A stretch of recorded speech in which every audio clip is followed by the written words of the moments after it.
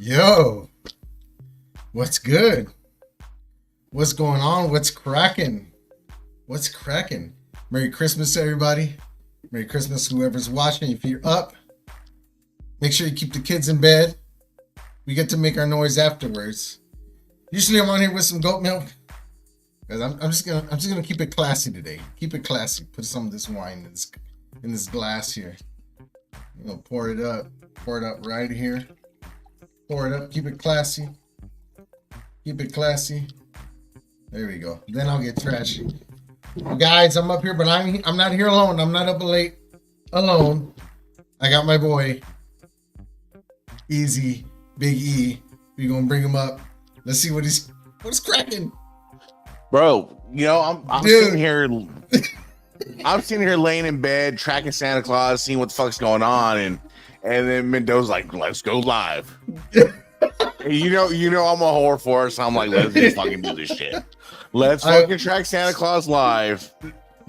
Merry fucking Christmas and ho ho ho. Merry Christmas to all the, you know what I'm saying. But I was like, I looked earlier.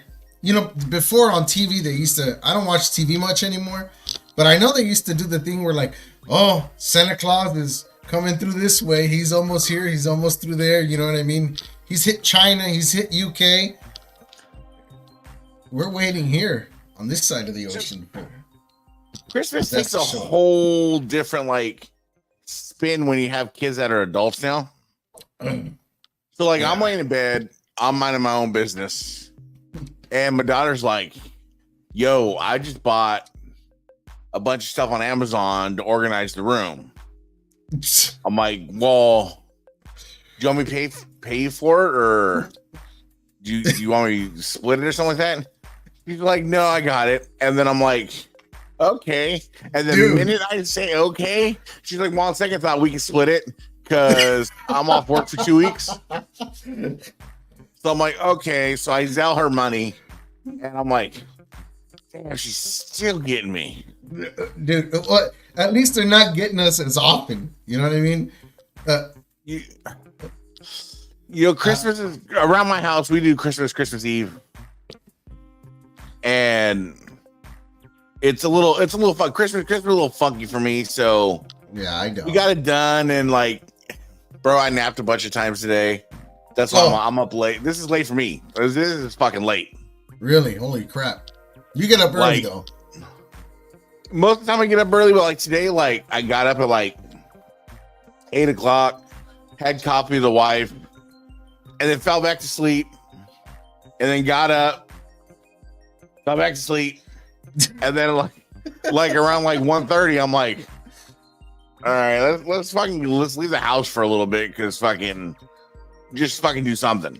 Yeah, I get you. I just literally walked my dog when it was like 12:40. It was like 12:30 around there. I went and walked my dog. I just took many fucking naps today. And then like it catches up with you, man. It catches up with you. But most of the time I'm like this guy from the movie. I don't know if you remember that sailor movie where the guy is one of the guys asked him, what time do you get up? He said, I've been up since the crack of noon, sir. But that's me right I have there. I have like a threshold. If I nap, if I pass this threshold of a nap, then like my day's just fucked. I get headaches. I can't sleep in like I used to anymore. Bro, I get some headaches. Done deal. I'm not, you know, you can't even do things before like when you were young, and power naps are one of them. You can't even sleep like you want to anymore. Nope. But I'm up. I walked the dog. I was looking up at the skies, and I go, tonight's got to be the night. And if I catch Santa tonight, me and him got some words. You know what I'm saying? Like, You owe me a Yes. couple of them. Like we don't have a talk. Sit on the couch. I feel like I haven't been on Santa's good list in a long time. Like I don't know if it's just like if he's just got a vendetta against me, or like he's part of the bellhop and hates me. Oh wow. Whatever. I just feel like I haven't been on Santa's good list in a while. You know, And that's belts are cool. pretty- Like I'm not tripping. It's fine. belts are pretty heavy. Belts are pretty heavy. I'd imagine his bag would be pretty fucking heavy. We can get it off the ground, man. You know it. I should have back credit with Santa though. I should have back credit. I had some good years in my childhood where I didn't even get a fucking brick of coal or whatever, man. I should have got it at least. Nah, I tend to agree. I wasn't a kid that never asked for too much. I don't think. Like I hope looking back on it, I wasn't one of those kids that was just like, oh, I want this and this. And I don't remember ever being like that. So like, I think I'm square. We're pretty square. Yeah, I remember going to the stores. I don't think I ever asked my parents for anything. And the one year that we did get something, we finally got a Sega Genesis. Ooh. And we played it for like 2-3 nights. My dad even got addicted to it. We were playing like the Moto one, the Midnight Racing thing. And man, I think like a week later, our house got broken into. And it was like one of the items they took, man. It was like heartbreaking. My dad's like, that's why I don't buy you guys shit, because this shit just is stolen. Like it's our fault it got stolen. You know what I mean? Like, I lucked out being the baby. So I was the baby. So like my mom always took care of the baby, you know. So I didn't have too much of a worry there with my mom. She always made sure the baby was taken care of. So brothers and sisters probably were a little more on the jealous side of how well the baby was taken care of. But yeah, I can't help where I was born. I was just born there. It wasn't up to me. It wasn't up to me, you know. You know, but go ahead. Oh no, but I think it's very tough, and this coming from being one of the older brothers in my family. I'm the second oldest. Like, I think it's really difficult to be the youngest kid in the family when you get punked around by all the older brothers. I mean, I remember just walking by my brother one time. He was watching TV. He was watching Power Rangers. And I walked by, and just for no reason, I said, I feel like fucking with this guy. So I just turned around and looked at him, and I go, what are you watching? He goes, Power Rangers. And I go, oh, okay, cool. So I look at him, and I start looking at him like this, and I go, dude, what the hell? Dude, your head's fucking getting big. He goes, no, it's not, shut up. And I go, holy crap. And I go, Mom, his head's getting bigger. And he goes, stop lying. And I go, dude, your head's gonna fucking pop. I remember my brother, he grabbed on his head and started screaming because he didn't. Dude, I wish that was the level of torment that I had to go through. But that wasn't even that was just a light day. You know what I mean? On a 1 to 10, that's like a 1 on what I had to go through. We were talking about this the other night. I had a few of my sisters over for dinner for Christmas last night. We did a little pre-Christmas dinner, and I'm like, yo, y'all used to fucking beat me up. I'm not a mayonnaise person. I wasn't a hot dog person. I didn't like hot dogs. So like the smell of it would make me throw up. Oh wow. They would beat me up and hold me down and hold mayonnaise under my nose and or hot dogs under my nose and make me throw up. And I'm just like, man, it's like a 1. Like I'm literally jealous of anybody's like, yo, they made fun of my size of my head. No, I wish. I mean, it's just part of I think that's where hazing comes from when you go to college. You know what I mean? I think it all comes from there. I agree, because when now as an adult or going through like school and being an adult now, and it's just like you look at it, you're like, people try to say something, and you're just like, You really have no clue that this doesn't affect me, right? Like, it's the ultimate sticks and stones because you have no idea how I grew up. Like I've been through boot camp. I think I passed through that. You know what I'm saying? Like we're done with that. You know what I mean? But I mean, we bitched about it then. We don't complain about it. At least I don't complain about it much now. And it continues with friends. Yeah, I don't complain about it. It's more of a. I guess it was a rite of passage. Definitely. That's the way I look at it. Definitely. So I reframed. I haven't watched Bad Santa yet. I was watching this movie. What's it called? My wife and me were watching it earlier. What the hell is this thing called? It's Tom Hanks and this other guy. I never remember his name. God, Dan Aykroyd. And they're both police officers in LA. And Turner Hooch? No. God, I just Tom Hanks, Dan Aykroyd. Tom Hanks and Dan Aykroyd. I know what you're talking about. I'm gonna look it up because it's gonna bug me. Let's see here. It's not Magnum TA or some shit like that, but it's something close. Let me see. It's got to be somewhere in there. Let me see. Yeah, see, I hate when I forget movies. It just bugs the shit out of me. You're looking at... Okay, I typed in see what this comes up.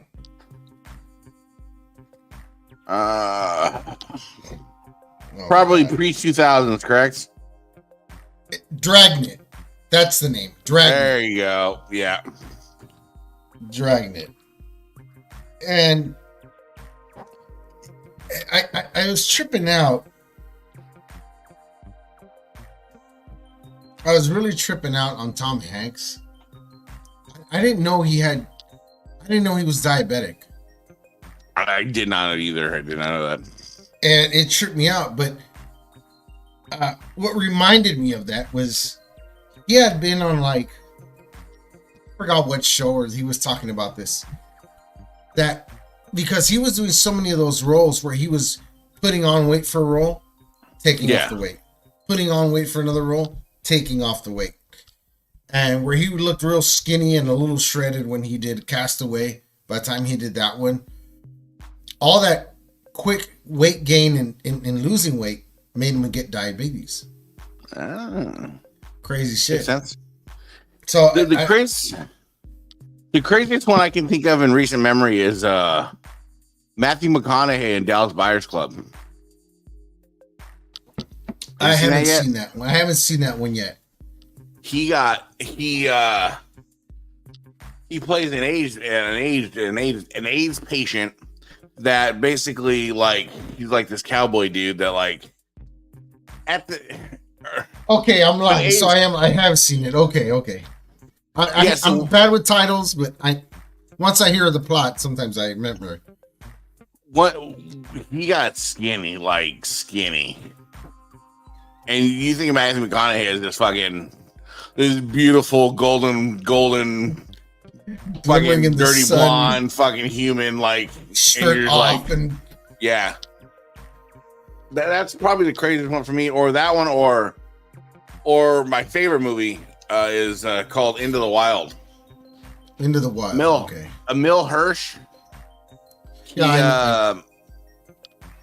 played a guy that basically got tired of living the normal life. Graduated college and decided he's fuck society. I'm gonna chop up my ID and my social security card. I'm just gonna hoof it on foot and want to make it to Alaska and do my own shit. Damn. Well, so he did. He made it to Alaska. He traveled the country, made it to Alaska, but once he kind of got right with himself and I guess, right with the universe, he decided, he's like, I'm ready to kind of return to society. But in Alaska, when you we cross somewhere in wintertime, it's a lot different in springtime. The rivers are way wider, and he couldn't get back across the river, and ended up starving to death. What the hell? Yeah, starved to death, and moose hunters end up finding him a couple weeks later. Oh, what the hell? That's crazy. It's true story. Yeah, it's a true story too. It's a true the guy story. Didn't know how to. That's crazy. The guy didn't know how to fish. He knew how to fish, but he was out of ammo. He had a gun that was out of ammo. Damn. Out of rice. He brought a ration of rice in with him, and things to live off the land, and ended up eating he was eating berries and shit like that, and ended up eating a root that causes paralysis of your digestive system. Damn. So like he just every time he eat anything or drink anything, he just vomit and throw up, and that's what ended up killing him. Damn, that sucks, man.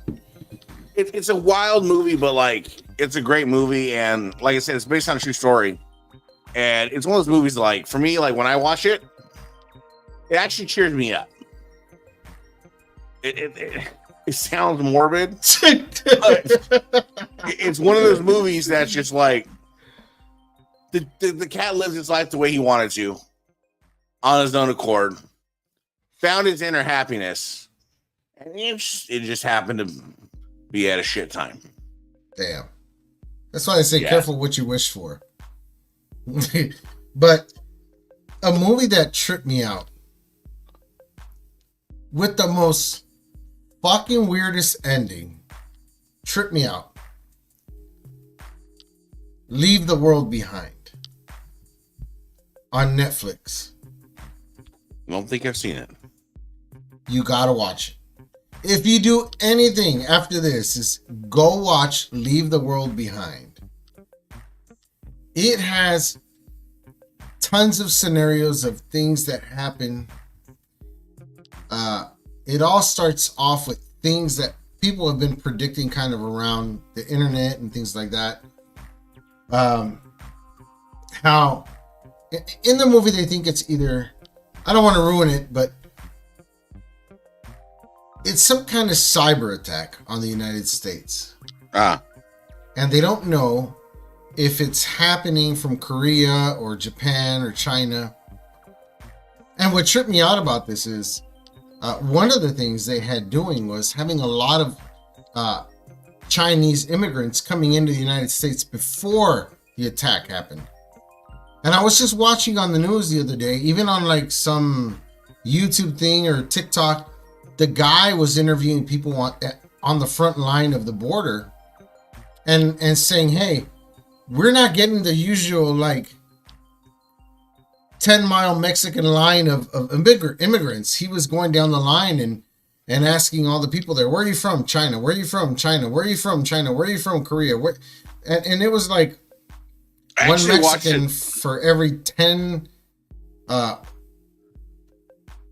like Chinese people or whatever, you know what I mean? It was crazy. You ever watch Vice on YouTube? And I think they got it on HBO. And that's what the one thing they're saying is like, if you, a lot of these like these ranchers and shit like that in Texas, they're not finding like a lot of like Hispanics crossing the border. A lot of these guys are finding a lot of Chinese, a lot of Muslims, they find a lot of prayer rugs out in the middle of the desert. A lot of other different nationalities that you would think that aren't coming in here illegally through Mexico. Bro, it's all I gotta say is it's crazy when you start thinking about it. And when you look at this movie, they have stuff like that right now. Julia Roberts, Kevin Bacon. That's the one. Mm-hmm. It's got a good cast. I mean, there's a standoff between Kevin Bacon and two of the main characters in that movie. And it's a trip. And I don't want to spoil the ending for you, but it doesn't matter just how much you prepare sometimes. When things happen in daily life, you could have $1 million bunker set up in your house, right? with all kind of reserves of food and everything. And when the fucking moment happens, you can be in the middle of the city when all the bombing and craziness shit's going. You never make it to the $1 million bunker. You know what I mean? Which is wild that you mentioned that, because I was watching this interview with somebody and they were talking about like, they're like, you should be worried when rich people are building bunkers for doomsday.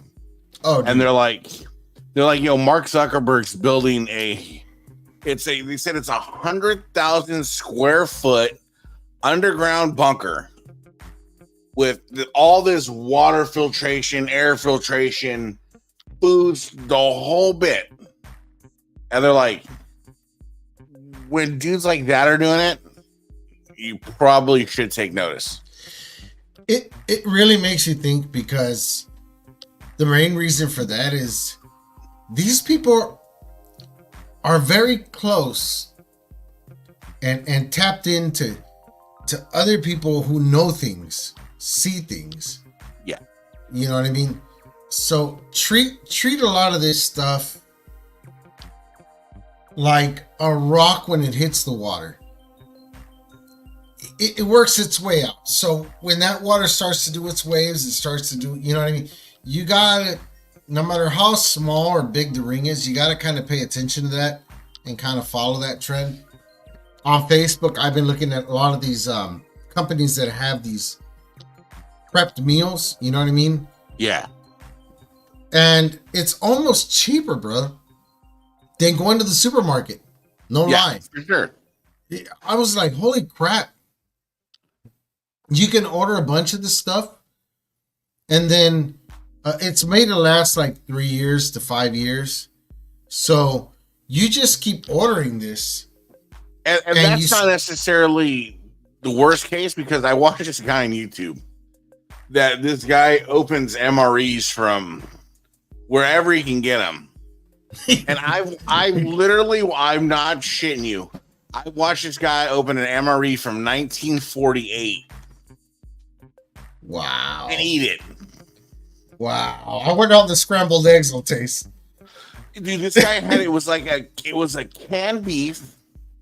There was candy, like Lifesaver style, like treats, like dehydrated coffee, crackers and cookies, and like a peanut butter spread.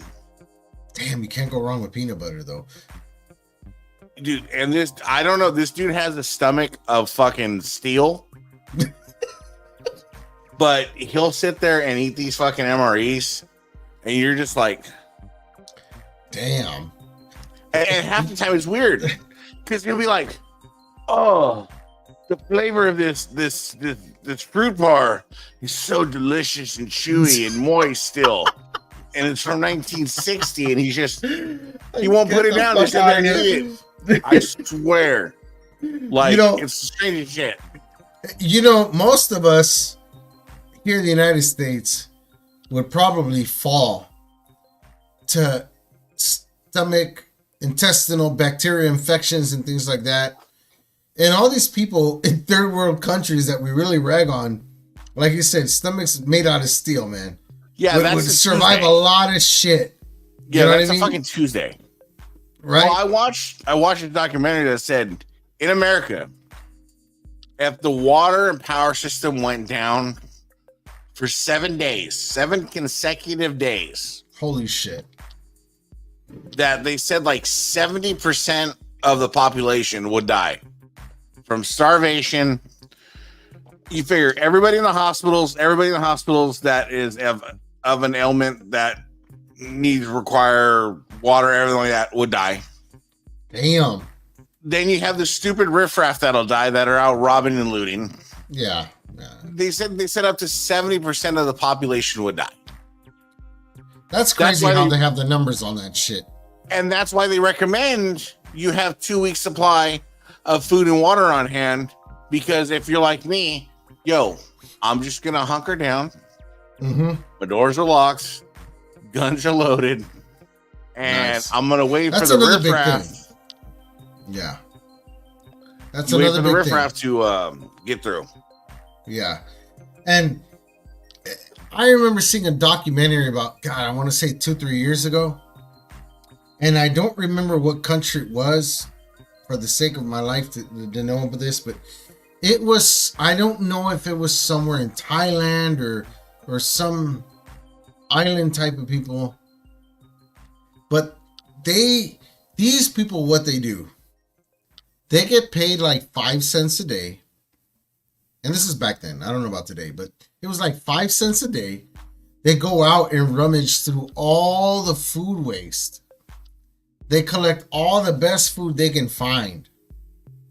And then they go to the local like little restaurants that they have around these like communities where the houses are made of like toilet paper and sticks and shit and all that. And they pick out the best stuff out of there. They boil it. Supposedly shit. They make stews. They make it really hot with chili pepper and all kinds of shit. And people come in there and they pay like 10 cents for a meal. I watched the same one. And these people are eating, sweating through it. And this guy tries a plate of this shit. He's dying. He's like dying the next day. But the guys that were eating it right next to him, chow, just normal everyday chow. They were tearing that up. But here in America, we're spoiled, right? We don't understand the level. We don't understand the level of hunger that these people go through. That's why when you watch these documentaries, and these fuckers they're eating rats and everything like that. It's like they're on a different level. And it'll take a lot for the average American to get on that level of, yo, I'm gonna feast. I'm gonna feast on these rats. Started this bottle full. It's gone. Hey, that's a good night. I haven't. Dude, it's gone. I hit my limit earlier. That's why I'm just slurping on a Pepsi. So I got the vodka, and this gonna need a little pick me up in there. Damn, he's putting the vodka chaser down on the wine. Gonna make me have to get another drink. Well, I'm like, okay, I don't want to drink too much before I get hungover, and I'm hungover tomorrow, so I'm just like, all right, I'll just stop now. And we are spoiled. I remember watching another documentary about how much food gets wasted in Vegas, and how they go about like with the waste of all this food. And one thing that stuck with me, there's these guys that process all this stuff. And a reporter, I remember they let him drive a truck. And he was like, okay, yeah, I'll drive it. And we're going to break in front of the camera and say, yeah. Over the top. Yeah, oh my God. The pigs, right? Yeah, I was like, holy shit. A tidal wave of the sloppiest food you can imagine just came right over the dump truck into the cab. It's all the leftover all-you-can-eat buffet fucking food. And see, that's the thing. It's just, again, it goes to the wastefulness and the entitledness of Americans. We're soft. It is. We're pretty fucking We're not soft. The Americans we used to be. No. Generations used to be, should I say. Definitely not. You know, definitely but not. Again, though, like, what do they say? How's that saying go? Hard times create hard men. Hard men create easy times. Easy times create soft men. Soft men create hard times. We'll probably be right into that. We're at the end of 5 to 10 years, yeah. 5 to 10 years. God, my goodness. Like my kids, we were telling them just last night. We had a talk with my daughter, and I was telling them that the youngest of my kids are going through nothing that my oldest kids went through, and my oldest kids are going through nothing of what I went through. So it's just. It comes full circle. It goes around, you know. It's a two-edged sword because the things you went through, you don't want your kids to go through as a natural reaction to what you went through. Yeah. but you overcompensate, and that fine line you always cross of where you should pull back, you always cross. It's just gonna happen, and I think that's just human instinct and development. I was on the phone with my dad maybe like 30 minutes ago.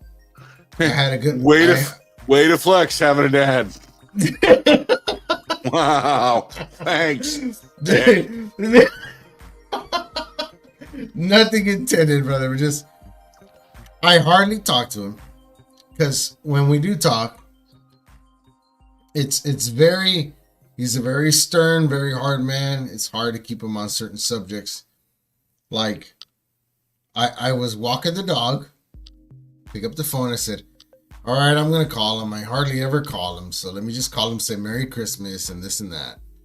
I call him, and first question is, what are you doing? I said, well, it's about 12 something over here. I'm walking the dog.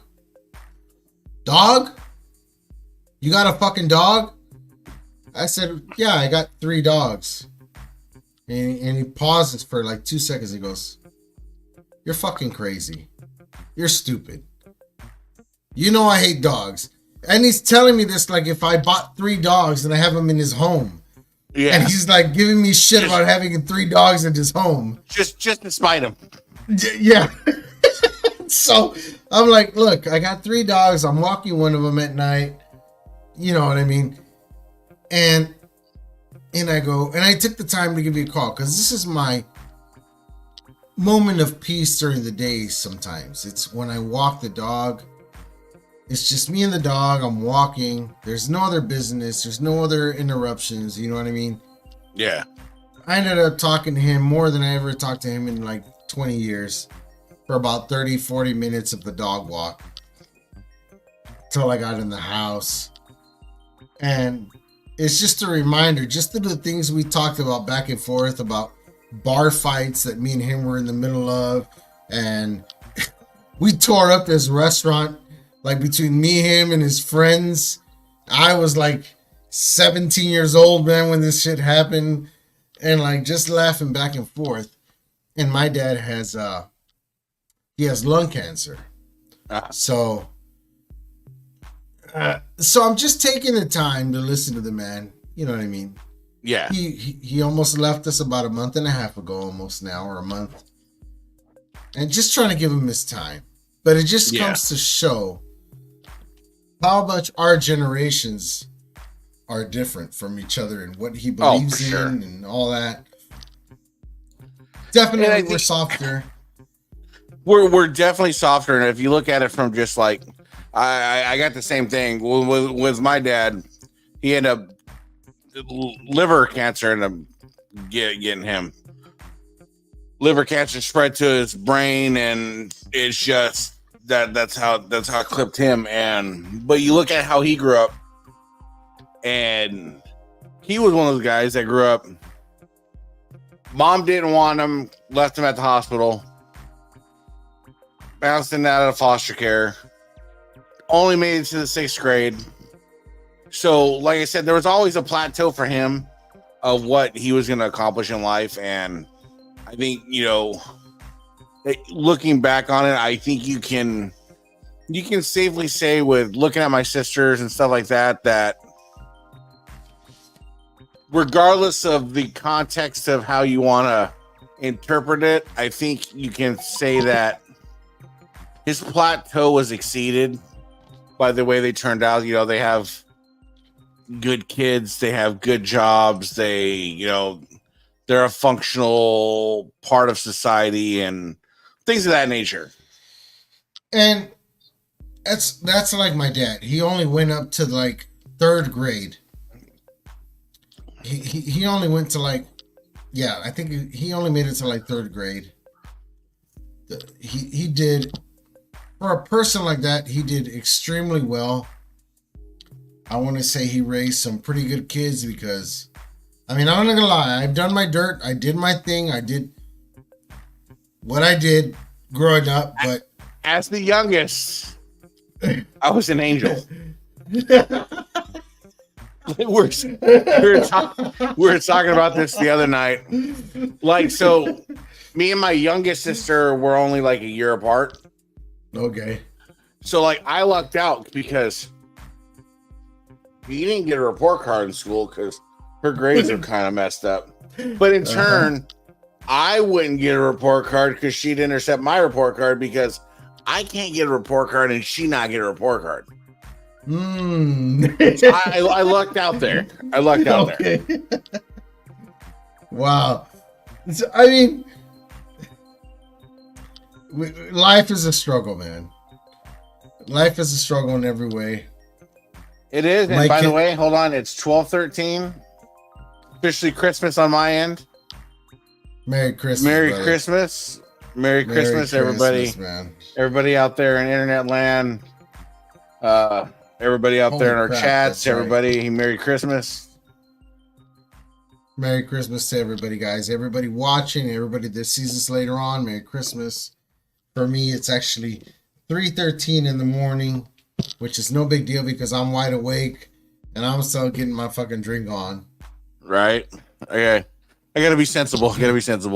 Yeah. And because otherwise then the air fryer is gonna jump out of the cupboard and I'm gonna be railing some pizza rolls and oh man. I've been looking at some like recipes, brother. I'm ready to go all in. Like I could almost do a whole channel on air fryer stuff, like what you can do in the air fryer.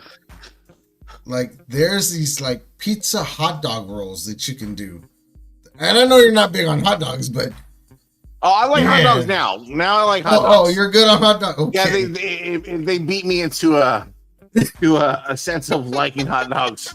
It was one of those survival of the fittest. Either I escape it and grow from it or die from it. Dude, they have these fucking pizza cones. You make a cone like it's an ice cream cone. I've seen those. Oh my god. And no lie, like I'll be honest, we didn't have much presents this year for the kids. Most of them my daughter probably got. But everybody got at least a present to open up, other than a Mexican tamale, so kids have something to open up on Christmas, right? But we had a wonderful dinner. That's what I was really aiming for this year, is for us to have a really good dinner. So we had a night. My wife got down on making a honey ham. She tried a new recipe I threw at her with like adding pineapple, orange juice, brown sugar, honey, and nutmeg and cinnamon and all that in the ham. She got down on her yams, potatoes, mac and cheese, everything. It was beautiful dinner. Can't thank my wife enough for that. It sucked because I think only me, my oldest daughter, and my wife enjoyed the dinner. The kids are all like, well, I only want mac and cheese and spuds. You know what I mean? Like, yep. But honestly, it was probably one of the best things you can do for Christmas is have a super good dinner, because you can fit a million things under a tree, but not everybody gets to eat for Christmas. You know what I mean? And it was something that it was awesome. See, I think that's the thing is people get wrapped up with too much is how much is under the tree versus, like, especially since I've gotten older, is like all I value is time. Time is something you can't get back either. It's valuable. And you know, with like my oldest, she's 19 and she's, you know, she works and has her friends and she does all this and that, and so it's just like, you know, I try to steal as much time as I can here and there. And my youngest is about to be 14. Shit. And wow. You know, so it's just like, for me, I'm just constantly just trying to steal time, whether it's, you know, 10 minutes here, 20 minutes there, or a day here or a day there. And then that's my only goal. And sometimes I think our kids don't get that. I do whatever I can to spoil them time-wise. I didn't used to be home as much because of my work. And what I do now is I'll be walking down the hallway, and out of nowhere, my second oldest daughter, she's 14 going on 15. She'll jump out of nowhere and fucking put me in a chokehold. It just out of nowhere. Or she'll say, Dad, I want you to look at this. Check this out. And she'll walk over to the front and I go, whoa, what's going on? And she'll fucking jump on my back and put a chokehold on my ass till I'm on the ground. And I'm cool with it. I love it. I actually enjoy it. It's something that, like, hopefully when she gets older, she can say, hey, my dad used to, I used to feign his ass out on the chokehold and, Yeah, but you need those things, you know what I mean?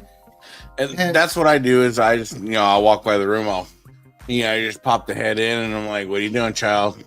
I was just talking to friends, whenever playing Fortnite, whatever. Just, I was like, all right, I just love you. And if you need anything, holler at Pop and I'm here for sure. you. And just try to give them that affirmation that I'm there and I'm not listening or not paying attention or, you know what I mean? Yeah. Just try to give them that because they need it.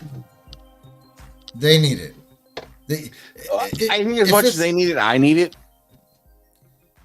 True that too. I need it too. I need it so that I can always know myself that they can't say that Dad wasn't there. At least even to just bug the shit out of them.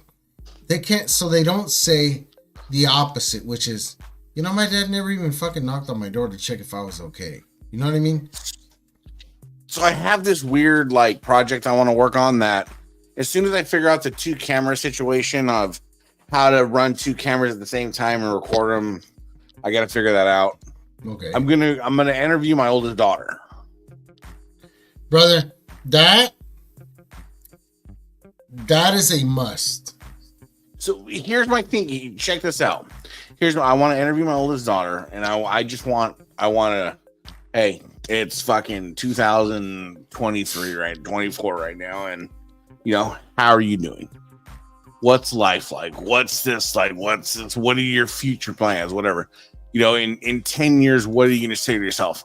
And I want to upload it and I want to put it in the password to where she doesn't have access to it until, a certain amount of time from now. I'll tell you what. You can officially call that the D&D. That is so important. The D&D is dad and daughter. Yeah. And we need that today. We totally need. Like I said, I had a talk. A situation came up in our house last night. And we finally had a talk with my 2 daughters, my 2 oldest. Like my dad had us, and I hated this shit when I was growing up. My dad would catch me sneaking back into the house, right? Fucking 3, 4 in the morning. And I would think I'm like super fucking slick, rolling in at 3:30 in the morning, 4 in the morning. I thought I had the thing down on lock, turning the key super slow while holding the door at a certain pressure so you couldn't hear the latch fucking turning. And you put floorboard and you step on it. You knew where to step on the floor where you wouldn't hear the creaks and the cracks and right before I would turn left into my bedroom, hey, come over here.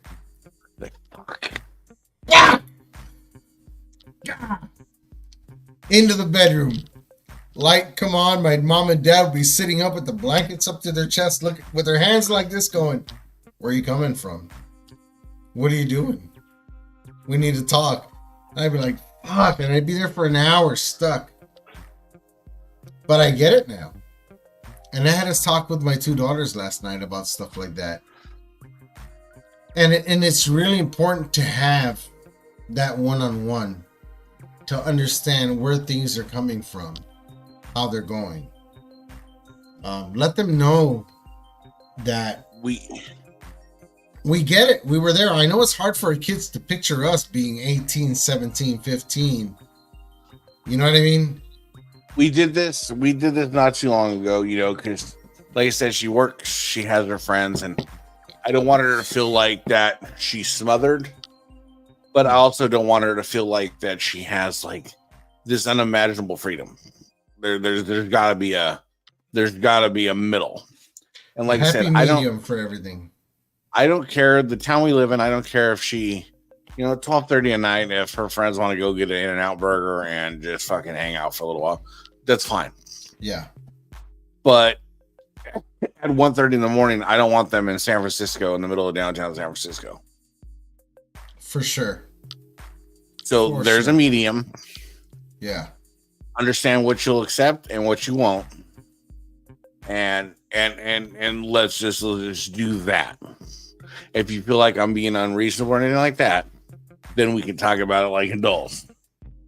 But to me, there's nothing good that ever happens after 12:30 at night. And again, it's like we used to say in the hood, it's when the fools are out at. Mm-hmm. The fools come out at night. You know what I mean? There's a lot of things that happen at midnight after a certain time. And it's always been like that. And out here lately, they'll rob you on the freeway. Like, there's not a whole lot of... I remember living in LA, driving on the freeways, and people used to say, if somebody beams their high beams at you and brings them down, don't dare beam your high beams back. Because for a while, that was the thing. Yep. Where if you did that, you were going to get shot. So, I mean, they're young. They don't know the world yet. A lot of this shit we tell them is like crazy. What's crazy about it, they still believe in Santa. Regardless of all that. And that's cool, you know what I mean? How to catch a Santa, I'm still working on that. That's why I'm up right now. I'm waiting for the bastard. I'm waiting for the bastard to chime in. If I'll let you know if he comes your way, because if I hear footsteps in the living room, my ass is on it. I got credit due. You know what I mean? I thought for sure there'd be more people awake, just. I mean, it is late. People do traditionally. People say, put the kids to bed. Let's do the last minute thing. Wake up in the morning, and let's do the presents. You know what I mean? And I get that, but I'm a fucking night owl. I'm up at all. Look, I just literally just got a message. Who else is up with us at this time at night? Let me see. God, I'm trying to wake people up.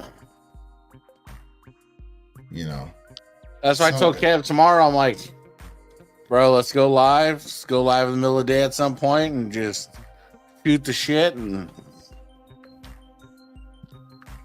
I'm always game, and it's just like I'm a night owl. I'm a night owl of any hour of the day. You can call me at 5 in the morning, 3 in the morning, 2 in the morning, 6 in the morning. I'll get up for whatever. I'm motivated to do anything as long as somebody else is motivated to do it with me. Yeah. You know what I mean? I'm good for all that. And that comes from my days of being a musician. Like going to work at midnight, Saturday, midnight, doing a full day's work, 2 p.m., going to load up, go play a gig, stop the gig at like 3 in the morning, and then going out for tacos at 4 or 5 in the morning, you know what I mean? And staying up till the next morning and go eat breakfast somewhere else. I mean, a 3-day event, you know what I mean? I'm a person that is, I love music and I love singing, but man. I'm trapped in a person's body that doesn't know how to sing. That ain't lies the issue. I love me some karaoke, but it sounds like a dog getting ran over. But hey, I embrace it and I'll still do it. I don't give a fuck. It's the feeling. I'm alone. You put some Eagles on or some Extreme or some hell yeah. Some Patrick Swayze. I'm like, let's do this. Time of my life. I'm telling you, but it's one of those things. Like I was telling the wife tonight, I was just like, you kick back and you, I don't want to say you assess, like, I don't want to say call it like an accomplishment, but you assess like your kids and what you've done and how they are. And I was just looking at them and I was like, maybe we haven't done so bad. And I totally get you on that, brother. You can measure your success definitely by looking at your kids and where you're going with them. Me and my dad were literally talking about that earlier, and he was having a blast just laughing, right? Because he was going, do you remember? He was telling something to somebody about us growing up, somebody he knows.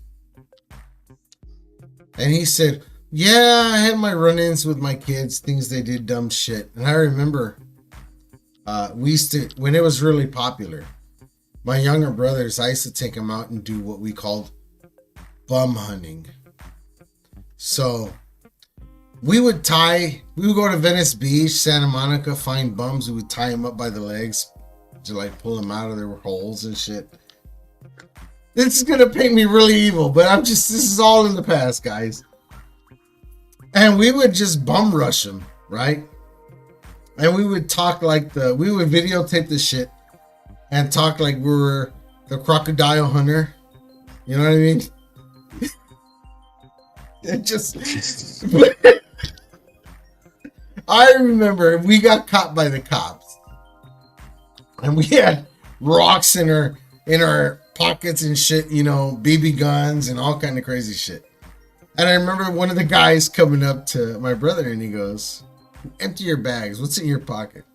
Then he pulls out this huge fucking rock and he goes, what is that? Why do you have that in your pocket? He goes, oh, that's my lucky rock. He's like, I keep it everywhere I go. He's like, okay, well, you didn't get too lucky tonight. You got caught, huh? He's like, oh yeah, whatever. Then his friend, his name was Joaquin. They tell him, empty your pockets out. If you got anything sharp in your pockets, let me know. He goes, no, I don't have nothing. So he starts emptying out his pockets and he's got a bunch of rocks. Just ever, because he had a slingshot on him. And he goes, what's this shit? He goes, they're my lucky rocks. I collect rocks. As bad as it sounds, you have to understand. People have to understand the context of the time. Yeah, it's just, this is when Bam Margera was really high and popular. You know what I mean? He was doing dumb shit in the streets, and these guys were like videotaping everything they did. So my buddy lived off of a main street. His house was the second house off the corner. And then there was this main street that was just busy as shit. So we would get bored, go to the grocery store, go buy eggs. And we would just chuck eggs over the next door neighbor's house. Out cars. But again, we try that now. It's probably some sort of hate crime. Yeah, definitely. Then it was kids being kids. Now it's definitely some kind of hate crime, lawsuits, all kind of shit. I mean, I remember we would go, well, in LA there's a freeway, there's the 405 freeway, and there's like an overpass for people to walk from one side across the street to the other side of the freeway. And we decided to take bricks, logs, all kind of shit in the van, in a truck, and just start tossing stuff over the freeway. We saw this like 18-wheeler come in full force, and we're like, no. Bring out the 4-foot log, because this is a big ass truck.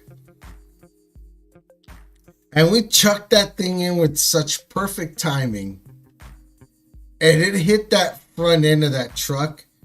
And it just disintegrated the grill, the hood, everything. We never heard brakes get slammed on so hard in our lives. It was just the most scariest screech of tires down the freeway. Again, different times. Like, it's all in the context. we're bad kids at one point, man, but we did it. It's amazing what we got off of and what we considered fun. You know what I mean? I mean, a funny story is, so my middle sister didn't want to be in class that day. It was, school day, and she didn't want to be in class. Well, again, this is probably 92. She was just in high school, 92. So my brother, rest in peace, thought it would be a smart idea to call a bomb threat to the school. So wow. He proceeds to call a bomb threat to the school, and obviously they traced the call, and it turned into a thing. But again, she got out of school, but context was 92, and kids are kids, and wasn't that was more of a slap on the wrist than you're getting pelted by Homeland Security nowadays. And, damn. 9/11 did change things, didn't it? Because I remember being in 90, it was about 91, 92 junior high. And I remember doing almost a similar thing with a friend. I didn't make the call, but my friend was doing it. And they took it really serious because I grew up in Inglewood High, in Inglewood and Compton. So back then it was a lot of threats, like going back and forth. Cinco de Mayo was a full month thing where we had riots the whole month long. We did a lot of type of different threats. So they took it very serious. We used to, well, he used to, not me, but he used to make a bomb threat from a payphone across the street from the school. Right across from the street from the school. And he would get off on it because we would go up to the library. As soon as he was done, cops would swarm the school. We would see the whole evacuation of the school. Like, they would surround, I guess they would pinpoint it, and they would surround the phone booth. And we would see people fingerprinting the phone booth. You know what I mean? Which was worthless to do because how many people in public would use the phone? You know what I mean? So it was worthless to fingerprint a phone. But it was just trippy. Different times. It was crazy. And again, another reason why I'm not on the good Santa list. And you know what I mean? I often wish we could go back to that time. Like even just look at the movies. Like one of my favorite movies of that era, Hackers. How pure was that movie? I have yet to see that movie in its entirety from start to finish. I think I've only seen small scenes here and there, especially like when they were on the subway or the metro scene. I have yet to see the whole movie in its entirety. I'll probably do it today, actually, not tomorrow, but today. What blew me away was have you seen the movie The Covenant with that one I have seen with the military one. The military one. Yeah, the military. It just came out a couple months ago. Jake Gyllenhaal. Okay, I've seen one called The Covenant, but it's an older movie. That's older. No. So this one's a new one. It's Guy Ritchie's The Covenant. It's a military movie about Jake Gyllenhaal is a military guy in the military that ends up getting saved by his interpreter. And his interpreter gets him back to the base, but they leave the interpreter high and dry over there in Afghanistan. Holy shit. And is getting hunted by the Taliban. So Jake Gyllenhaal's like, no. This guy fucking saved my life. Ends up going back over there and is finding the interpreter to bring him to get him to safety. But in the movie, Jake Gyllenhaal's superior is the same lead guy from the movie The Hackers. You'll never tell. He's so old now. What the hell? Balding. I'm just like, I literally had to Google it and IMDb it just to like verify that it's the same guy from the movie Hackers, the blonde guy. And you know what? That trips me out because, man, I've seen movies where I'm like clueless to what actor that is until I am just clueless to what actor it is until my wife tells me who it is. Yeah. We got some comments here. Feliz Navidad, Tío. Oh, that's I guess okay. That's got to be one of my nieces. Is probably Tiffany. We have another Mama. Oh, okay. Merry Christmas to you guys. Oh, that's got to be my mom. That laughing at what I'm telling because I think she knows the truth 100%. To what else is to what everything I'm saying, but glad we have some kind of comments today. You know, right? As late as it is, shit. Appreciate that. I'm and posting the pictures in chat that's gonna blow your mind. Oh man, I gotta see that. Let me see this. I was blown away because I was like, why does he look familiar? And my wife's like, you don't know who that is? And she's like, he's in that other movie you like. Isn't that crazy? How our wives keep track of that shit. It's also the same reason why they never let go of shit that happened 20 years ago. Jesus. No! Same guy, bro. Wow. Oh, now I remember why I can't watch this whole movie in its entirety. Because what's this guy's actor, the one that's all the way on the left hand side? He was in the movie. Yeah, he was in the movie Scream. Yeah, I'm getting a little woozy here. That guy just, I don't know why. I can't watch his acting for too long, man. I cannot.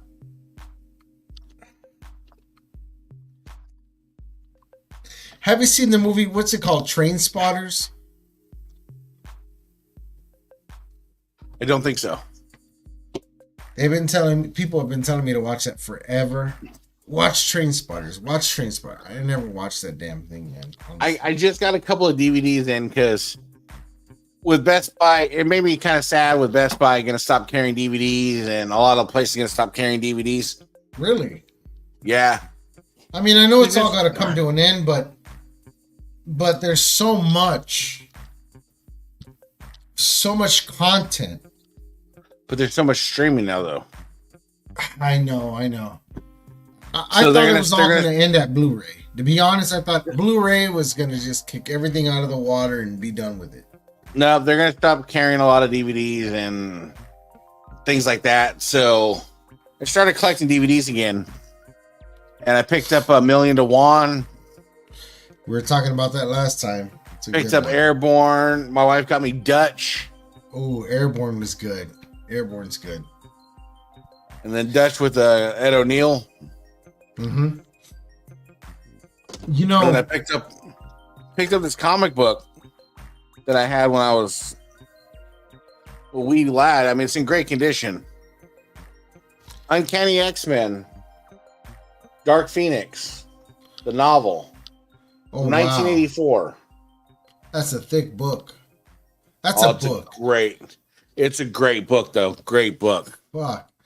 I was gifted actually for Christmas 2 vintage comic books. One by one person that I know, which is pretty much my boss, and then by a coworker. because she told him, hey, I know what he likes. We're doing like a gift thing at work. Yeah. And I weaseled my way out of giving somebody a gift because I said I'm already gifting this other co-worker a gift, but that co-worker has gone to I guess she's from Colombia, so she went to Colombia for 3 weeks. Nobody will know about it unless they watch this, and I doubt it. But yeah, I go, oh, I have to give her the gift, so I can't gift anybody else.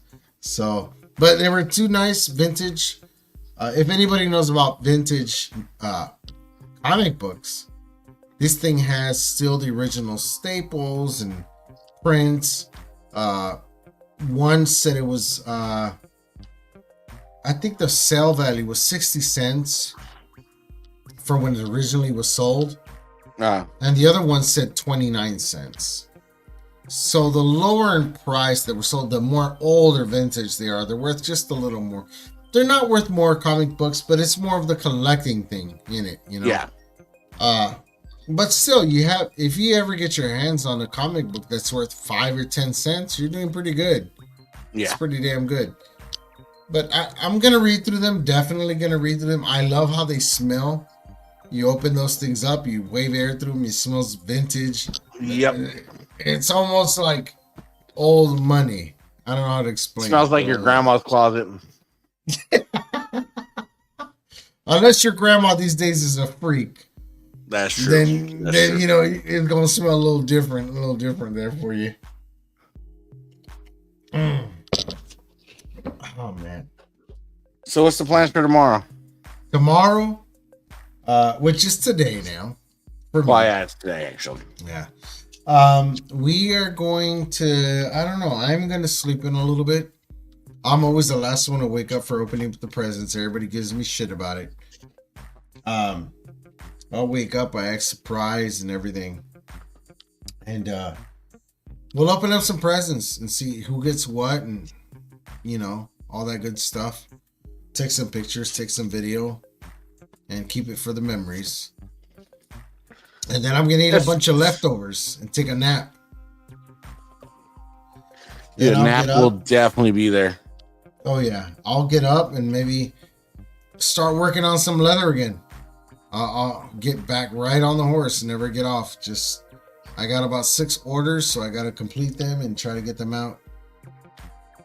You know, if Tony was here, I'd let him know that his leather is in the process, but I gotta get that lavender out to you. Keep fucking slagging. It's still sitting in the box. It's literally boxed up. Dude, I found a big enough piece. I'm gonna make a sample out just to show you how the tooling will look with all the little warrior faces around. I'm debating on the warrior faces or just going more classic, but just have the warrior face stamped in the snap boxes. It's always tough. Right now I'm doing 3 crumb rinds, and not one of them's the same. I've never done 2 crumb rinds that are the same. People always have their own flavor or touch to things, and that's what makes them special. You know what I mean? They're just for you. Yeah. Hopefully, I get my hands on my own crumb rind. I had one, sold it. Very nice plates. It's going to be hard to replace those. Everything was handmade, hand carved, hand textured. Rope border was twisted, welded on by hand. I just sold them because I had a very bad experience when I got them. It took me forever to get these plates. And even when I got their first plates, I guess they drilled a little too far, like putting in the thread into the back. And it poked a hole through the side plate. It took me forever to get the shit straightened out with the guy. So I left a sour taste in my mouth. I did some good leather on it, let them go, sold them to somebody with the leather on it. It's good for them. Just had to leave my... I hate looking at belts and knowing I have a bad history with them at home. Yeah. It's just part of the whole negative vibe energy thing in a home, you know.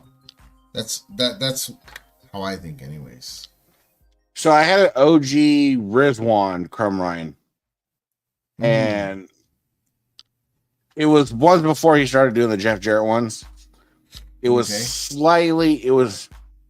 I thought, for me, again, I'm not like a homer for the belt, so it was not a big deal. But I thought it was a phenomenal looking belt for what it was and the price. I think I paid like $750. Welded rope border. What's up, Platinum? Platinum, what's going on, brother? It's never too early, brother. It is never too early. And here's cheers to you and Merry Christmas, brother. All right, Merry Christmas, brother. We're trying to catch Santa. And I got a trap for his ass. I'm going to have my wife dressed up in some lingerie and some sexy stuff. When he comes in for some cookie and some of them cakes, I'm going to jump out of the closet and tie his ass down and get all them presents he owes me. He owes me big time. He does. He owes me for my Ultimate Warrior stuffed dolls, which I got one now, but he still owes me a brand new one out of my vintage. Yeah, there's no statute limitation on that shit. Yeah, right. Exactly. So, you know, he owes me. I got to get some back. Trying to see if I have pictures of it, but the plates were a tiny bit undersized, but otherwise it was a nicely etched, or nicely carved Carmine. I mean, just I had no problems with it. I'd actually buy one of his newer ones now because they're the right size, because he started doing them. Jeff Jarrett actually has one of the Rizwans now. Oh wow. You know what? What is the name of this guy? I keep forgetting the belt group he has that I originally bought that Crumrine from, which is not a bad Crumrine. And I gotta say, I know Rocha got a lot of heat for the problem he had with this one guy doing his Crumrine where the wrestlers fell off on the main plate and shit. I've seen that. But honestly, he does a pretty damn good Crumrine. If he's screwing on the little wrestlers on the main plate, we're good to go. Yeah. And he's got a good finish, good size plates and everything. I just wish the price was just a little more accessible. You know what I mean? Well, what's he at the price? I think he's up there at like $1,500. Oh. And that's borderline, like, I want to say borderline. I mean, I haven't checked recently, but it's like borderline. I want to say Classic Shields price, right? What are their Crumrines going for on Classic Shields? I think they're like what, like 1,800 or something like that. No, I think they're getting up there. Classic Shields raise their prices a bunch. I think they're more in the 2,500 range now.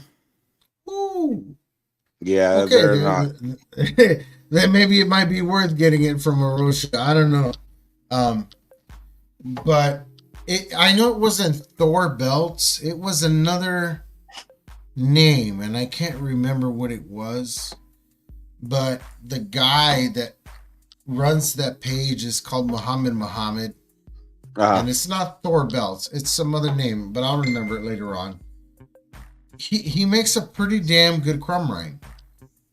Of course, you have to replace the stones. But other than that, if I were to put that on my leather, I got a pretty damn good looking Crumrine. You know? So, I don't know. I'm thinking about it. I'm on the ropes about it, but maybe I'll do it. Who knows? Maybe I'll do it. That's the original Crumrine I just sent you right now. Oh, okay.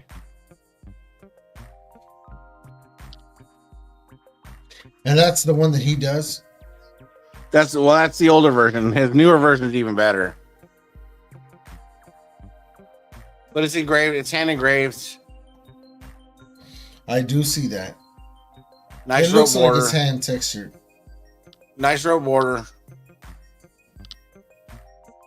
Welded on.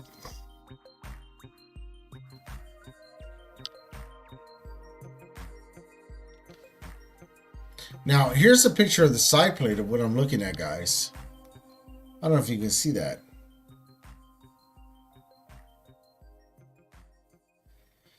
Shit, that's not bad at all. That's like 10 times better than what I've seen other guys do. And at the time I bought it, it was like, I think I want to say the price was like $700. Yeah, so definitely not that bad at all. For that price, I'm really torn though. Price wise, I don't know. See, here's the thing. If I should go Arosha belts or go Groovy G or a Lux, because the Fandu Lux, man, is not. I've done a few for customers, and those Fandu Lux are. I would go Lux over Groovy G. I don't like the texturing that Groovy G uses, and the fact that the plates are so light on Groovy G's. I was gonna say that I have done the Groovy G's. They're paperweight. I mean, they're super light, and the Luxes are hefty. They're heavy. They got some weight on them. I think eventually Kevin's kind of steered me to that C4. Ooh. That's one of the belts that I know that like and a lot of people have said this before. Like, if you had 10 belts in your collection and you had to sell all of them for one belt, definitely a Groovy G. I mean, not a Groovy G, but a C4. I just want to talk to him about the shape. You know what? Is it the shape where it dips down going into the side plate size? The top, from the top down, because on the real Crumb Ryan it's bent. Mm-hmm. On his, it's a lot more shallow of a top. Okay. So like if you were to make that bend, it would look way more awkward than it does. I'll send you a side by side, and it's just little things like that. It's just I just want it to be closer for what if I'm paying that much money. I get you. So one is just a smidgen taller. Yeah, it's just taller. Yeah, let me see if I can get the pictures. So if you look at my two fingers, one is taller. Yeah. But since the original one is bent, it makes it look that. Yeah. But if you were to straighten it, I totally get you on that. I mean, damn, yeah. Once you see it, you'll be like, oh, okay. Platinum. I don't see that C4 going on sale anytime soon. That is like, and I think the reason for that is because it's made by the same family. Now, I don't want to say the original makers. The original family and business that put hands into doing that, I don't think it's coming down anytime soon. That's like if Reggie Park's son is doing the leather and the plates, and you know what I mean? It puts that family lineage is what puts value to those belts. You know what I mean? In my opinion, it can go different, but that's what I think, you know. But at the end of the day, I still look at a lot of these belts the same way you look at jeans. Two pair of jeans could be made in Taiwan, but because one has the Louis Vuitton slapped on the side of it, the value increases greatly.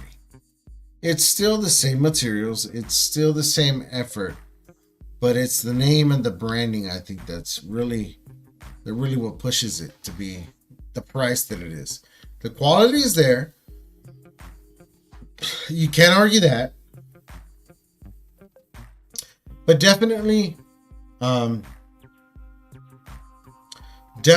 I think the name does something for it. Now, I haven't personally read everything on the C4. I don't know if it's like the original where it's actually made with silver. Yeah, it's silver. So if it is made with silver, even silver in its weight, what it's valued as these days, silver is not as high as it used to be. It really isn't. I think maybe the leather would probably weigh about the same thing as the plates. What do you think about, let's say the plates are 3.5 pounds would probably be fair. I think that's fair. 3 to 4, I think that's fair. I mean, the belt, 16 ounces in a pound. So 16 times, let's just call it 4 pounds. 4. We'll call it 4. It's 64 ounces of silver times, it's like $18 an ounce right now.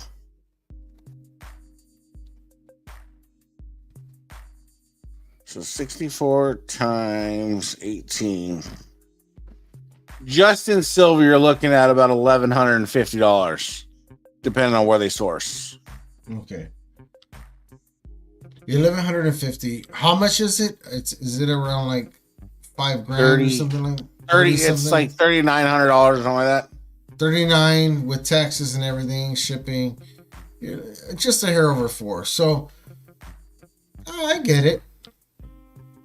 But even if you use cordovan leather, which is the finest leather you can use for that, it's like $300 to $400 for a side. You get about 3 straps out of it. The dye and stitching is fairly cheap. I think they have. I really doubt. And this is just speculation on my part. I don't really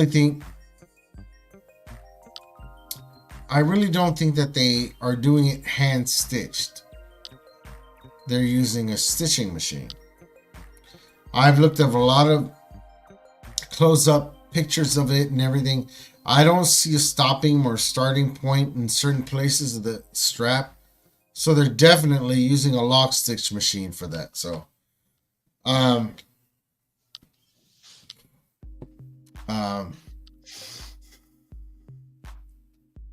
there's not that many hours in the leather for them. I think that it's mainly in the plates. So I don't know. I think maybe I'm wrong. Maybe a reasonable price for a Crumran like that is somewhere more in the, I don't know, 28, 3,000 flat mark kind of price. They give you the presentation though with the velvet bag, the briefcase, so I mean, they want to get you on that premium deal, you know what I mean? Yeah, I definitely know that. I really do. Classic Shields. What are they charging for a Crumran right now? Like their best Crumran they make, the deluxe, 35. whatever. That's like 3,500. Yeah, so getting that's what makes it an easy decision for people. You are either going to get a Crumran from Classic Shields for 35, or dish out another $300 and get it from the people with that lineage of family that makes the belt. You know what I mean? And it's a pretty easy decision when you look at it that way. Yeah.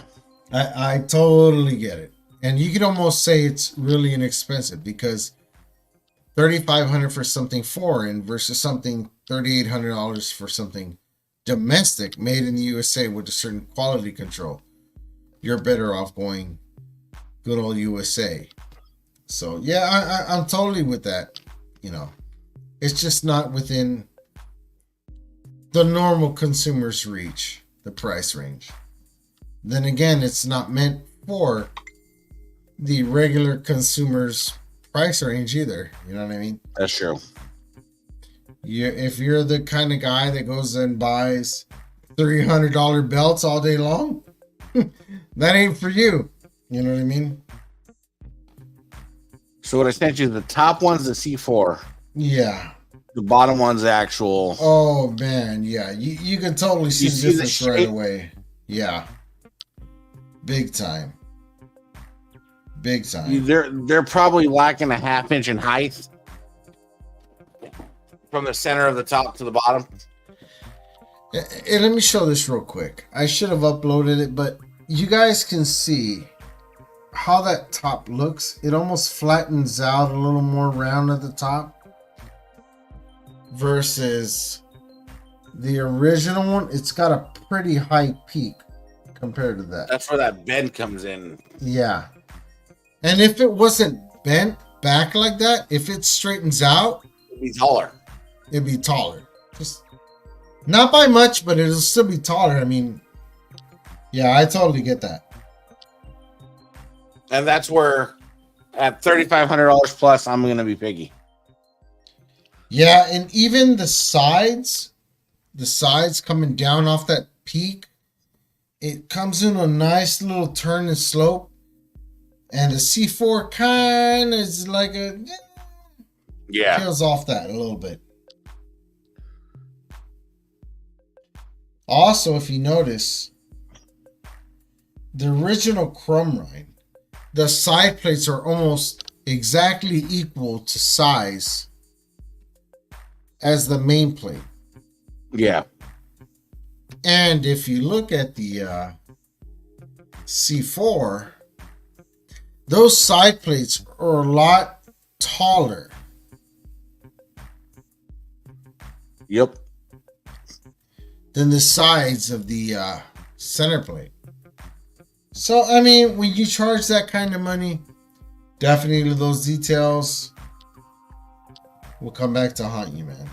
And the stone holders are different too. And a lot of people will get picky about that, but let's just put this in its perspective. There's people paying money for HD plates on a Winged Eagle, and they will pick apart all the detail. And one of the main details is, let's just say it's the tail feathers. Yeah. Right? Some people say feathers are feathers. But if you actually look at the correct artwork, those feathers have a lot of detail to them that does matter. Yeah. Now,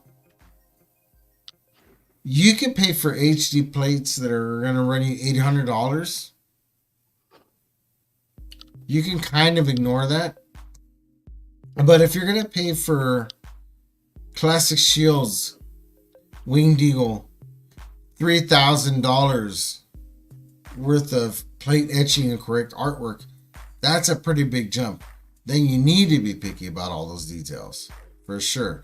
Those tail feathers better be correct, even the way the wind hits them and makes them move. You know what I mean? Like, but I maintain, like, my issue is, and my fear is, like, with like Panetta's Winged Eagle that he has coming, the deluxe. Oh yeah, I heard he's got that big boy coming in. The big boy coming, and the way they're marketing it is this is the pinnacle, be all end all. But we've kind of heard that before, and I hate for Panetta to get a Winged Eagle where he's been promised X, right? Mm-hmm. But then 6 months from now, they're gonna be like, well, we changed this bit, so now we got a new version coming, and it's gonna be this bit. Meanwhile, Panetta is left holding the bag like, yo, fuckers, hello? Yeah, like, honestly, if you're going to do that, make sure that it is, like you said, the be all, end all. And I think you mentioned this before, that if you're going to say that this is the best, make sure it's the end. Because if 3-4 months later, a year later, you say, "Oh, we have a better version of this going on." That stings a little. You know what I mean? Well, even for the normal guys that have been buying winged eagles from Classic Kills for years, we always thought we were getting what their best foot forward. Yeah. And then they're just magically like, well, we got another step forward. Mm-hmm. And you're like, we're doing better now. Yeah. Doesn't leave a lot of confidence. That kind of like degrades your prior customers. Not only degrades them, but like the rotten taste it puts in my mouth is just like, I don't know. I can't. Because it's all hard-earned money. It's all hard-earned money. Yeah. And for those that like us, you're just jealous you can't buy a $3,000 classic show. I can buy one if I want one, but I don't want to be lied to. There's a difference in marketing. I don't want to be lied to. If I want to spend $3,000, I want to make sure that's the fucking right one. Not have Icon version Arc 7.0 come 6 months later because you changed 3 butt feathers and add an extra flock of feathers, and all of a sudden now I'm out $3,000 of what you said was already going to be the best. Yeah, and I totally get you on that, man. I've been the same way about, and something we don't ever get into the subject of it. Like, and I know we're random enough to do it, but even like the world of electric e-bikes and scooters and stuff like that. That I have 3 of my own. I had 3 at one point. I am down to 2. It seems like it's the same strategy with a lot of companies that sell you something. I have a scooter that's like 40 miles an hour with a certain amount of range. The following year, they say it's the same scooter, but with upgrades. Now this time, instead of 40 miles an hour, you're going to go 50 miles an hour and go 10 more miles of range longer. Like, fuckers, I could have done that last year. Yeah. Like, what was stopping you from putting 10 more amps of power through an electric box and putting 7 or 8 more batteries to fit into the compartment to do that range? Like, it's all strategy. It's all about. But that's the frustrating part when you dive back to belts is like they do this right, but like it takes half the fun out of it when if I wanted to order a classic Shields belt today that I know I'm not going to see it for fucking 2 years. Yeah. There's no fun in that. There's no enjoyment in that.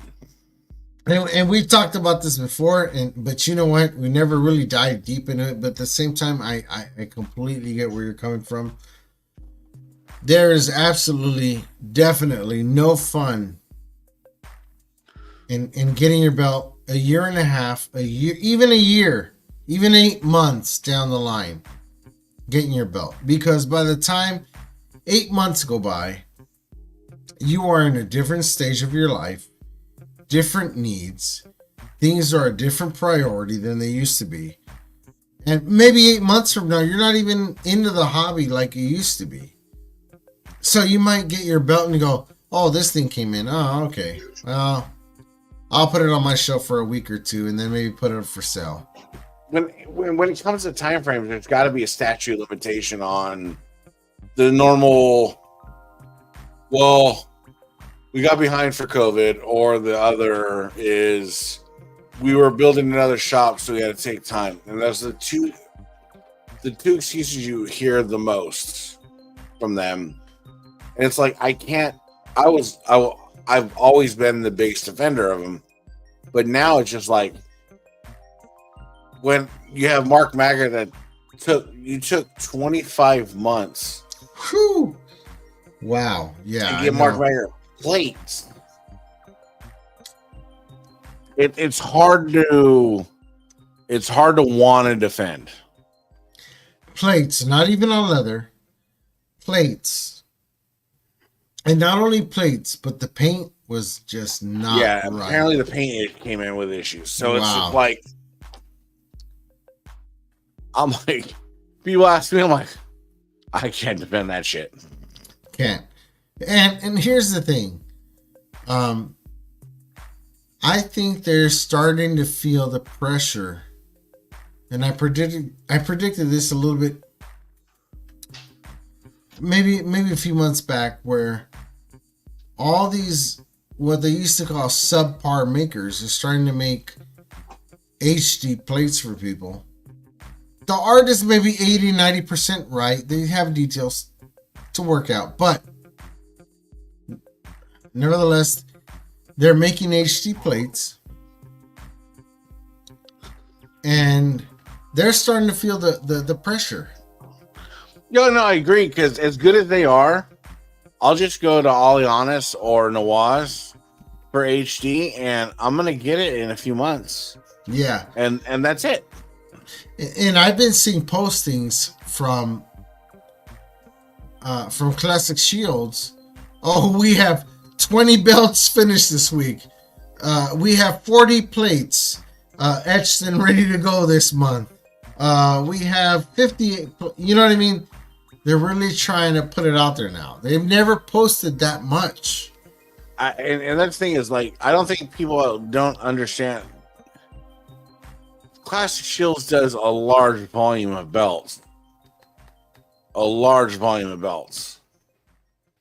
But again, I want that Macho Crown that they posted.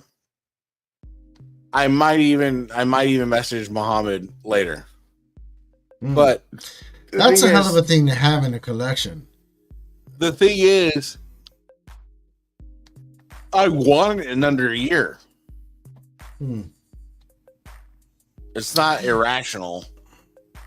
It's not irrational, because when they do their prototypes, I'm pretty sure that they are doing 4 or 5 of them right behind that, saying, just in case somebody wants this, I have it ready.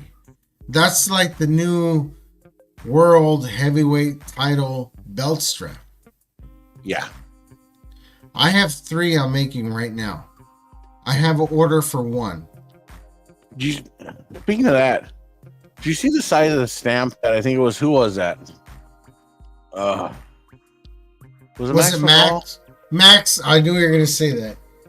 It's totally off. Is it? I just seen the giant ass stamp. It's off, and I think the stamps on the female side are a little too big. He did them a little too big. Oh man, the stamps I had made for the female side, where the belt tip is at. I'm sorry, opposite of the belt tip, where the males are at.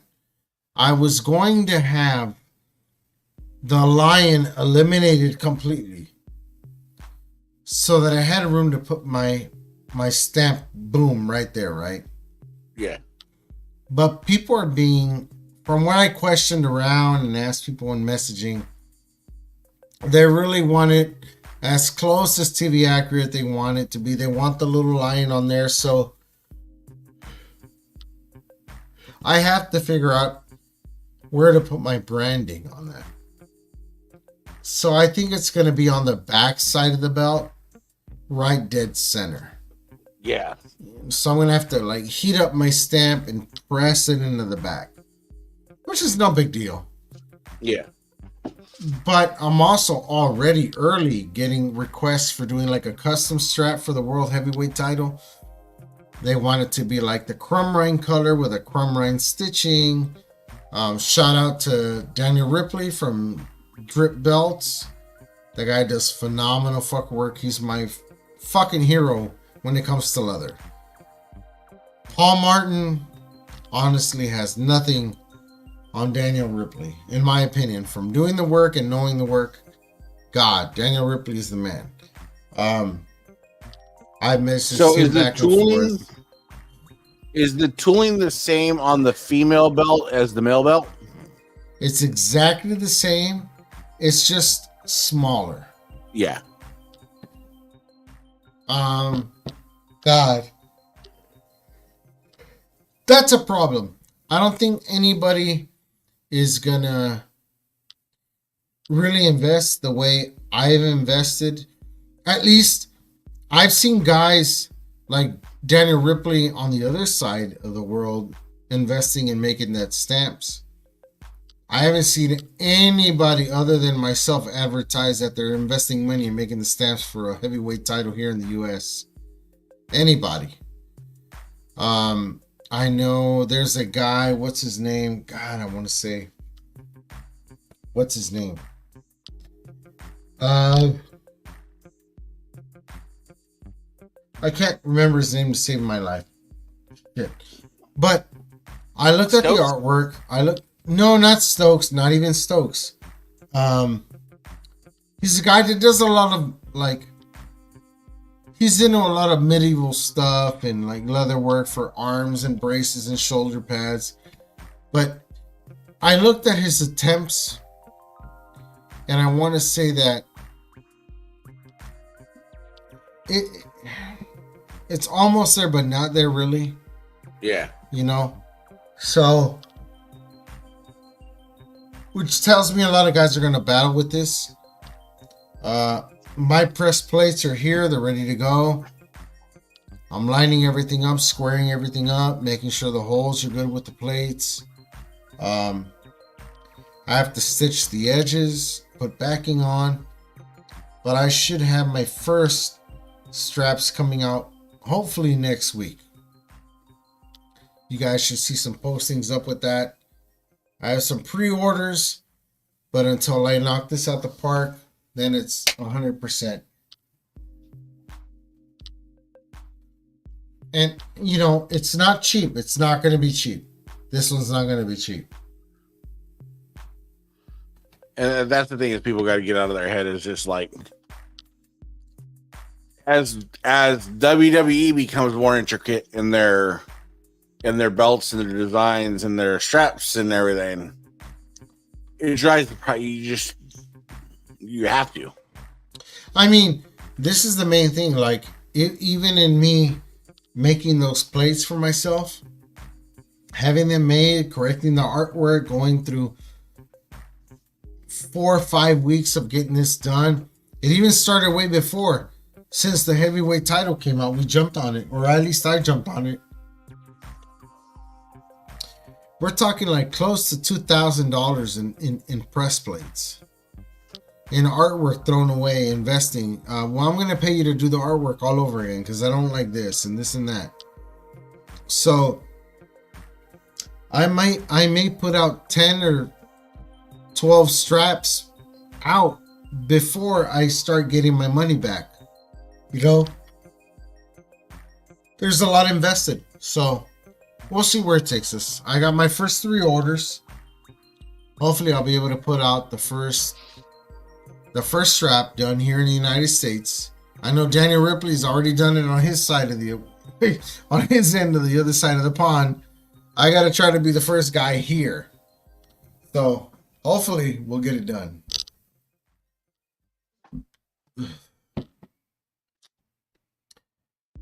But man, yeah, we're going on 2 hours here. Holy shit! Right, a lot of shit to talk about. Who'd have thought at this time of the day? We got platinum here. Let me see. This is my only gripe with the C4. On the side plates, got too much curve.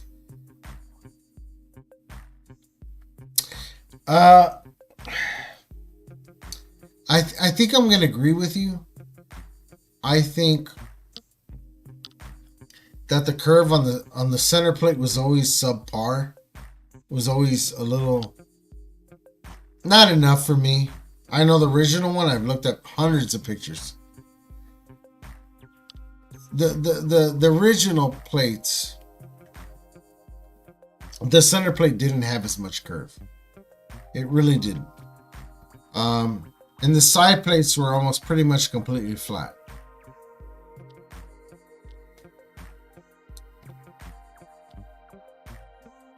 Agreed. Nawaz has been very consistent.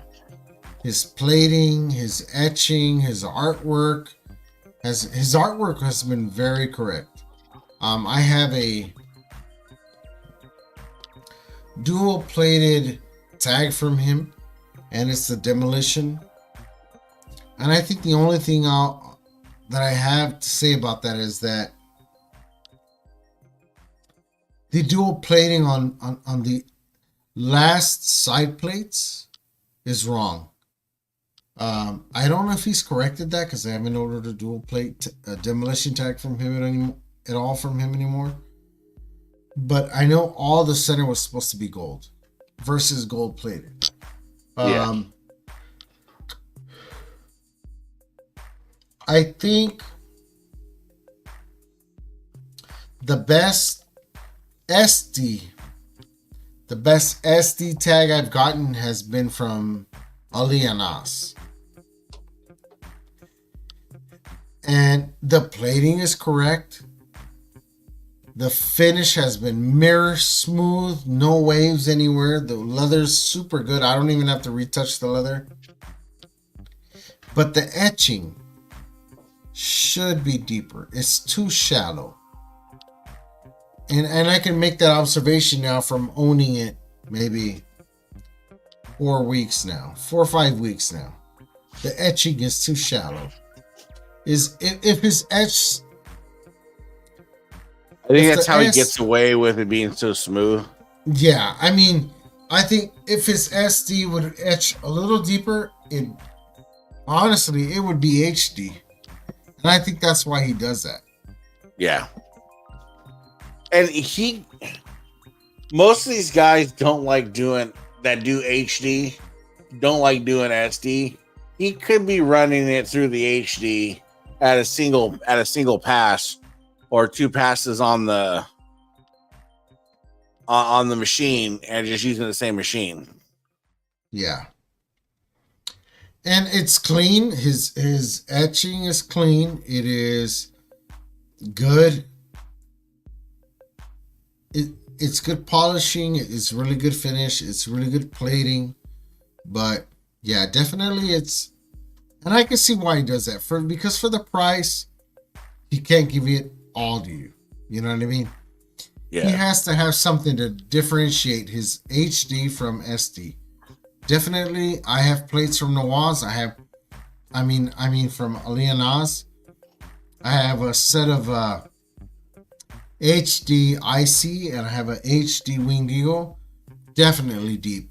You could definitely tell the difference day and night. So, yeah, I totally get it.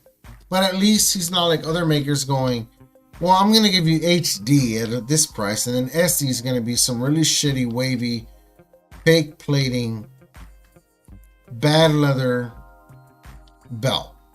Yeah. You know, if you ask me, do I want SD from Nawaz or SD from Ali Anas? You're making it very difficult for me because I know if I go with Ali Anas, his leather is going to be right. His edges are going to be burnished super nice. His leather is going to be on point, tooled right. His plates are going to be 4 mil. His etching is going to be super clean. His plating is going to be clean. I'm not going to get a really deep etched belt. But other than that, the rest is across the board, it's going to be 100% for me. See, with Nawaz, I like it because I was talking to him. I forget what belt he did. He did me a 3.2 millimeter Intercontinental. And he was like, yo, we could take it down to this millimeter etching and do it this date. This was going to look like. And I was like, let's fucking do it. I mean, it was edged deep, nice for a 3 millimeter plate. I mean, just, you couldn't tell it was 3 millimeter plate the way it was etched. And That's why I like Nawaz. I give Nawaz my And thumbs up. Nawaz is incredible. I'm not going to take anything away from him. I've said lots of times, depth of etching on a plate gives it height. Because if you look at the lettering and in certain aspects of it, if they look really deep and tall, it makes that plate look automatically thicker. Versus a plate that's like 8 millimeters thick, but the letters only etched a millimeter and a half down. You know what I mean? Yeah. Like it's, but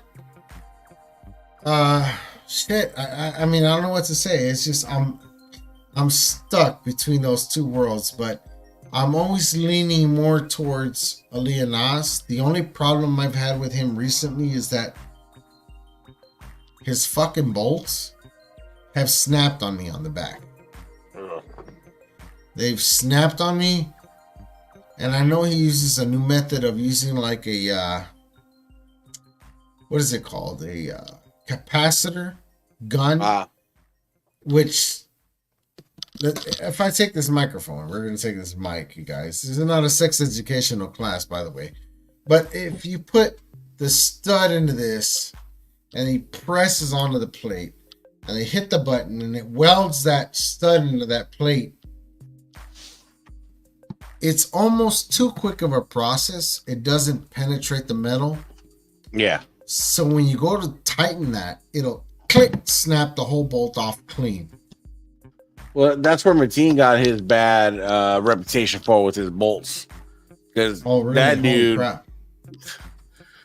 dude would snap so many bolts. Like, you'd be hard pressed to not get a belt from him that didn't have at least one bolt broken. Wow. And again, like Mateen Ahmed, right? ELT. Yeah. I have a HD Intercontinental from him. I still haven't put it on leather. It looks good. Curve is awesome. Plates are awesome. Good finish. But I get so lazy to put that on leather because I look at the back of those plates and he has got almost a bolt every inch and a half all the way around down the center. I'm like, holy shit, why did he do this? Some of them are going to break. Dude, no lie. I feel like snapping some of them off just to clean it up in the back. You could very easily.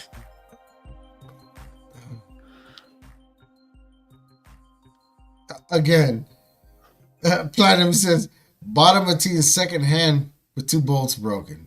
So yeah, okay, definitely, we're not lying here, not lying. So you know.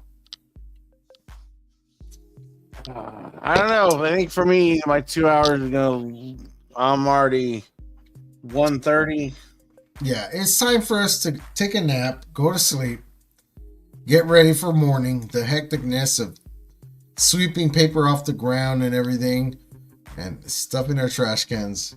You know, but maybe we'll do a midday live, see how everybody's Christmas is going. Hell yeah, we'll check that out for sure. We definitely need to do that. For now, thank you guys for tuning in. Whoever came on here to tune in. For those of you who will see us later on, thank you so much. Hope everybody had a good Christmas, a good feeding, a good family reunion, a wonderful morning. I'll be probably within the next hour and a half at IHOP. Ooh, I know, right? I got a Denny's gift card for Christmas, so we'll move over my hammy. Time. Ooh, moves over my hammy. You gotta kick that in. Right? All right, brother. So, guys, see you on the next one. We'll be in touch. We are out of here. Later. Have a good night. We out.